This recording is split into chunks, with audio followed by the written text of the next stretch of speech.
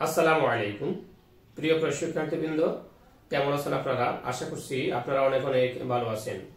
Vocational land survey ভূমি জরিপ প্রশিক্ষণ কোর্সের অনলাইন ভিত্তিক ক্লাসে আমি স্বাগত জানাচ্ছি আপনাদেরকে। কথা বলবো বায়না দলিল সম্পর্কে।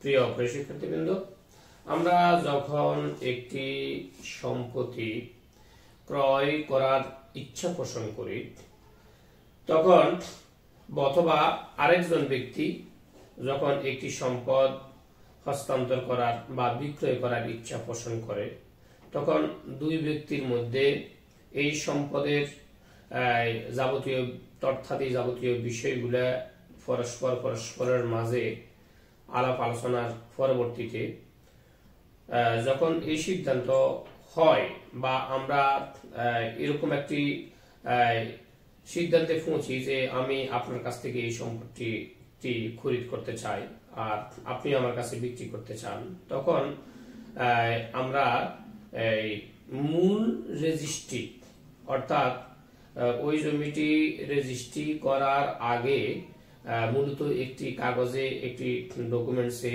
একটি চুক্তিপত্র আমরা তৈরি করে থাকি। এই চুক্তিপত্রটিতে সাধারণত মৌলিক যে বিষয়গুলো আছে সমস্ত বিষয়গুলা উল্লেখ থাকে, যে এই জায়গাটি দাতাকে, গ্রহীতা কারা কারা, তার পরবর্তীতে এই জায়গাটি তফসিল, এই জায়গাটি চৌহদ্দি, এই জায়গাটি আমি যে আপনার কাছ থেকে কিনতেছি কত টাকা বিনিময়ে কিনতেছি এবং আমি কত দিনের মধ্যে আপনার কাছ থেকে এটি রেজিস্ট্রি নিব বা আপনি কত দিনের মধ্যে আমাকে রেজিস্ট্রি দিবেন ইত্যাদিকার বিষয়গুলা আমরা আগে যে একটি দলিল করে থাকি, স্টাম্পের মাধ্যমে যে একটি দলিল করে থাকি, মূলত ওটাকেই বায়নাপত্র বলা হয়। আসলে বায়নাপত্রটা এই জন্য করা হয়, বায়নাপত্রের কিছু সুবিধা রয়েছে। বায়নাপত্র যখন দুই ব্যক্তির মাঝে সম্পাদন হয়ে থাকে, তখন ক্রেতার একটা ওই জায়গার প্রতি ক্রেতার একটা আগ্রহ থাকে যে একটা যেহেতু নির্দিষ্ট একটা সময় নিয়েছি ওনার কাছ থেকে, এই সময়ের মধ্যে ওনার টাকা পরিশোধ করে আমি ওনার কাছ থেকে রেজিস্ট্রি নিতে হবে। আবার বিক্রেতারও একটা তাগিদ থাকে যে আমি ওনাকে যে এতদিন সময় দিয়েছি, এতদিনের মধ্যে উনি আমার কাছ থেকে এটি রেজিস্ট্রি নেবে। প্রিয় শিক্ষার্থীবৃন্দ, সম্পত্তি হস্তান্তর আইন 1908 এর 54 ধারায় বলা হয়েছে, 1908 এর 54 ধারায় বলা হয়েছে কোন স্থাবর সম্পত্তির বায়নাপত্রের দলিল সম্পাদন ও রেজিস্ট্রেশনের বিষয়ে একটি সময় উল্লেখ করতে হবে। অর্থাৎ এই যে বায়নাপত্রের বিষয়টিও কিন্তু একটি আইনের ধারায় এই বিষয়টি সুস্পষ্টভাবে উল্লেখ করা হয়েছে যে মূল রেজিস্ট্রির আগে আপনি এরকম একটি বায়নাপত্র আপনি যদি আপনি করতে যান, সেখানে বায়নাপত্রের আপনি রেজিস্ট্রেশনের কবে দলিল করতে যাচ্ছেন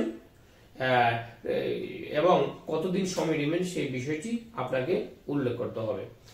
যদি আপনার ওই বায়নাপত্রের মধ্যে নির্দিষ্ট কোনো সময়সীমা উল্লেখ না থাকে, তাহলে সাধারণত 6 মাস পর্যন্ত সময়টা ধরে নিতে হয় বা 6 মাস পর্যন্ত সময়টা থাকবে, এই যে আপনাকে মনে রাখতে হবে।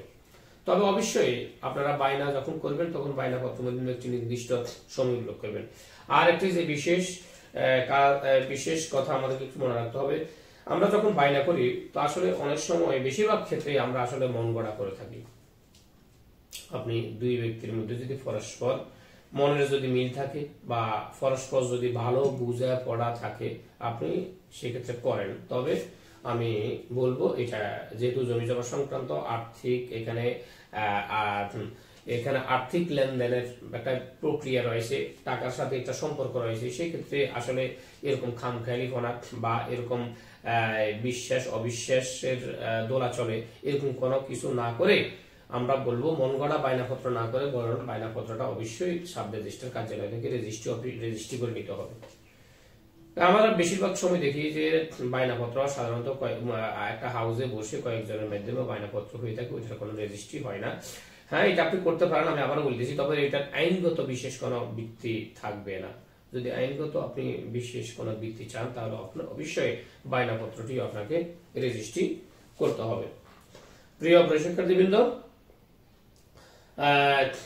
আর যে বিষয়টা আমাদেরকে মনে রাখতে হবে যে বায়নাপত্রে যে দলিলটি সম্পাদন করবেন এই দলিলটি যথাযথভাবে পূরণ করে এই দলিলটির যেভাবে পূরণ করবেন, মূলত যখন মূল রেজিস্ট্রেশন হবে, রেজিস্ট্রেশন করবেন তখন এই দলিলের আঙ্গিকেই আপনাকে আবার নতুন করে আপনাকে দলিল তৈরি করে দিবে দলিল লেখক, যেনারা এই সমস্ত কাজগুলো করে থাকেন ওনারা। এই জন্য বায়নাপত্রটি করার সময় আপনাকে পূর্বেকার যে দলিলগুলা সমস্ত কিছু নিয়ে অত্যন্ত সুন্দরভাবে বায়নাপত্রটি সম্পাদন করতে হবে। আজকের আলোচনাটি এই পর্যন্ত। আশা করি আপনারা বায়না দলিল সম্পর্কে ভালো একটি ধারণা পেয়েছেন। আগামী ক্লাসটি দেখার আশাবাদ ব্যক্ত করি। সেই পর্যন্ত আপনারা সবাই ভালো থাকবেন, সুস্থ থাকবেন। আল্লাহ হাফেজ।